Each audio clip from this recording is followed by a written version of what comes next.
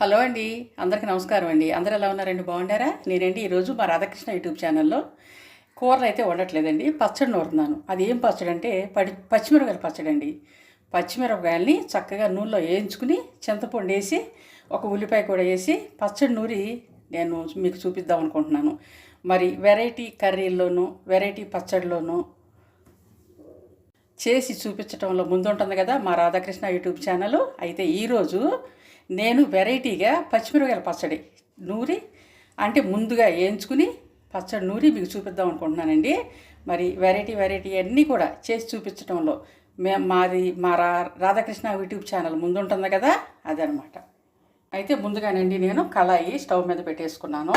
ఈరోజు నేను పచ్చిమిరపకాయలు పచ్చడి నూరుతున్నానండి. స్టవ్ వెలిగిస్తున్నాను కదా, స్టవ్ వెలిగించేసి పచ్చిమిరపకాయలు ఇందులో వేయించుతానమాట. చూసారా, చిటపట పడినవి. అట్లా మన మీద కింది పడకుండా ఉండటం కోసం మనం మధ్య పిలిచేసుకోవాలి. పిలుచుకుని ఇట్లా వేయించుకున్నాం అనుకోండి, మన మీదకి రావన్నమాట తొందరగా. వాటిని మనం గుంజుతాం కదండి, వాటిలో నీరు ఉంటుందన్నమాట. ఆ నీరు అలా చింది మీదకి పడతా ఉంటుంది.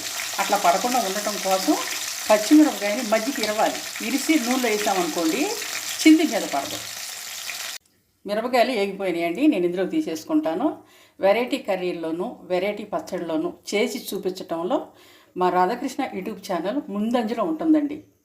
ఈ మిరపకాయల్లోనండి నేను ఇప్పుడు ఏం చేస్తానంటే కొంచెం చింతపండు వేస్తాను. చింతపండు వేసే రీజన్ ఏంటంటే, పచ్చిమిరపకాయలు వేయించుకున్న తర్వాత మంటగా ఉంటుంది కదండి, మనం అన్నంలో వేసుకుని రుబ్బుకుని కలుపుకుని అప్పుడు ఇది పచ్చడి నూరుకుని తింటాం కదా, తినేటప్పుడు మంటగా ఉండకుండా ఉండటం కోసం ఇందులో చింతపండు వేయాలి, ఎల్లుల్లిపాయ వేయాలి, జీలకర్ర వేయాలి, ఉప్పు వేయాలి. ఇవన్నీ వేసి నూరుకుని ఒక ఉల్లిపాయ కూడా, చిన్న సైజు ఉల్లిపాయ కూడా వేయాలి. మీకు నేను చూపిస్తాను. ఎల్లుల్లిపాయ అండి, ఎల్లుల్లిపాయ వేసుకోవాలి, జీలకర్ర. ఇవిగండి అన్నీ వేసాను కదా. ఇప్పుడు ఏం చేస్తానంటే నేను ఒక చిన్న ఉల్లిపాయ ముక్క కూడా వేస్తానమాట. ఉట్టి పచ్చిమిరపకాయలు పచ్చడే కాదండి, ఉలవచారు కూడా నేను తీసుకున్నాను. వాటిని తాలింపు పెడతాను. చూడండి మీరే.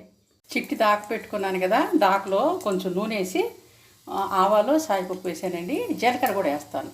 అది పల్లెటూరు అని చెప్పాను కదండి, మాకు ఉలవ నీళ్ళు దొరుకుతాయి. ఉలవ నీళ్ళు అంటారు, ఉలవ చారు అంటారు. అది జీలకర్ర కూడా వేస్తున్నానండి, కొంచెం లైట్గా. ఉలవ చారు దొరుకుతాయి అనమాట. అంటే మేమే గొడ్లకి వేస్తాము వాటిని. ఉలవలేమో గుడ్డకు పెట్టేసి చారు మేము కాసుకుంటాం.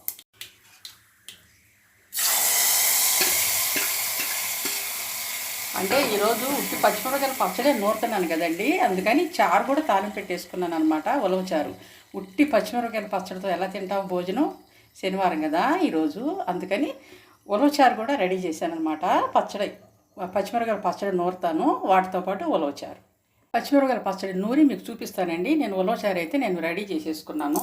ఉలవచారుని పక్కన పెట్టేసుకుంటాను. ఇక మిర్చి పచ్చడి ఒకటి నూరాలి. ఇదిగోండి పచ్చిమిరపకాయల పచ్చడి నేను నూరేసాను. మంచి ఘాటుగా ఉంది.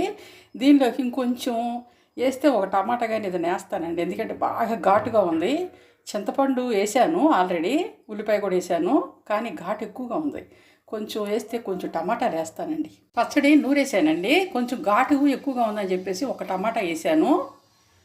ఇప్పుడు ఈ పచ్చడి తీసి ఒక గిన్నెలోనూ చిన్న బౌన్స్లోనూ పెట్టేసుకుంటానండి. మరి మా రాధాకృష్ణ యూట్యూబ్ ఛానల్లో నేను ఈరోజు వెరైటీగా పచ్చిమిరపకాయలతో పచ్చడి నూరానండి. అది ఎలా నూరానో మీకు చూపించాను కదా, మీరు కూడా మీ ఇంట్లో చేసుకోండి. అట్లాగే ఒక చిన్న ఉల్లిపాయ కూడా వేసాను, ఎల్లుల్లిపాయ వేసాను, మరి జీలకర్ర, పచ్చిమిరపకాయలు. కాకపోతే కొంచెం ఘాటు, పచ్చిమిరపకాయలు బాగా ఘాటుకుండా ఒక టమాటాకాయ. అది పెద్ద విషయం ఏం కాదు. మీకు నచ్చితే వేసుకోండి, నచ్చకపోతే ఊరుకోండి. దానివల్ల పెద్ద ప్రాబ్లమ్స్ ఏమి రావు. అయితే ఏంటంటే మా రాధాకృష్ణ యూట్యూబ్ ఛానల్లో ఈరోజు ఈ పచ్చడితో నేను సరిపెట్టేస్తానండి. అంటే మాకు ఉలవ నీళ్ళు వచ్చినాయి, ఉలవ చారు వచ్చినాయి. వాటిని బాగా మరగబెట్టుకుని నేనైతే కాసేసుకుని తాలింపు పెట్టేసుకున్నాను. ఈరోజు మా ఇంట్లో వంటకం ఏంటయ్యా అంటే ఉలవ చారు, పచ్చిమిరపకాయల పచ్చడి అండి, ఈ రెండు. అయితే మీ ఇంట్లో కూడా మీరు చేసుకోండి. నేను చేసిన పద్ధతి విధానం మీకు నచ్చినట్లయితే. వీడియో ఇంతటితో ఆపేస్తానండి. రేపు మళ్ళీ ఇంకొక వీడియోతో మేము ముందుకు వస్తాను. ఈరోజు పచ్చిమిరపకాయల పచ్చడి, ఉలవచారు, ఈ రెండింటితో నేను ఇంకా ఆపేస్తున్నాను.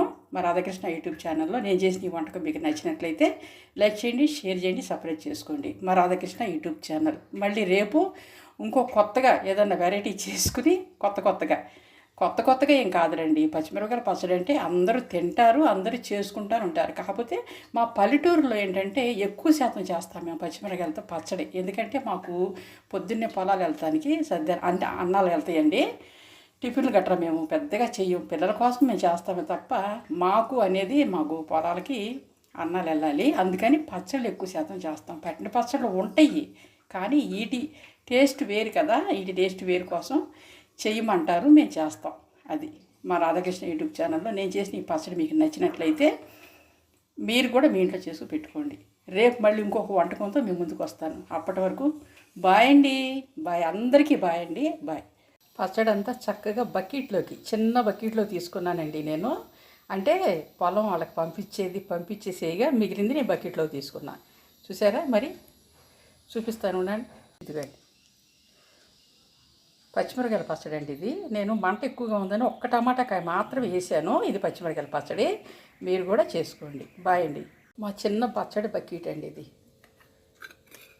అదిగోండి మా చిన్న పచ్చడి బకెట్ చూశారు కదా.